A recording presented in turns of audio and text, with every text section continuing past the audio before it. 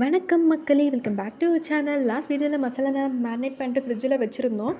இந்த வீடியோவில் தான் நான் மெயின் திங் இருக்குன்னு சொல்லியிருந்தேன். அது என்னதுன்னா, நம்ம நார்த் இந்தியன் ஃப்ளேவர் கொடுக்கணும். சவுத் இந்தியன் மசாலா தான் இது வரைக்கும் போட்டிருக்கோம்.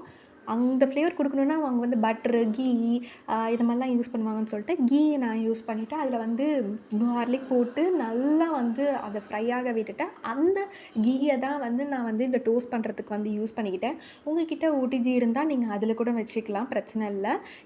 நான் வந்து தவாவில் தான் பண்ணியிருக்கேன். அதுக்கப்புறம் இந்த கெபாப்னாலே நம்மளுக்கு வந்து ஸ்மோக்கி ஃப்ளேவர் இருக்கணும். அதனால் நான் வந்து தேங்காவோட ஓடை வந்து நல்லா சூடுபடுத்திட்டு அதில் கொஞ்சோண்டு கீ ஊற்றிக்கிட்டு மூடி ஒரு 10 நிமிஷம் வச்சுருந்தேன்.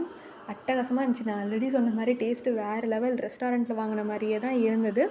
அப்புறம் மிச்சமாக இருந்த அந்த கீயும் கார்லிக்கும் இருக்குல்ல, அதையும் இது மேலே போட்டு விட்டுட்டேன். இன்னும் நல்லா இருந்தது. எனக்கு கார்லிக் ஃப்ளேவர் ரொம்ப பிடிக்கும். அதனால் நான் வந்து திரும்பி போட்டுக்கிட்டு ஒரு 10 நிமிஷம் தான் மூடி வச்சுருந்தேன். அதுக்கப்புறமேட்டு நம்மளோட Sunday lunch menu here chicken biryani, egg, onion raita, அப்புறம் நம்ம செஞ்ச கபாப் வித் லெமன். வீடியோ உங்களுக்கு பிடிச்சிருந்தா சப்ஸ்கிரைப் பண்ணிவிட்டு கமெண்ட் பண்ணுங்கள்.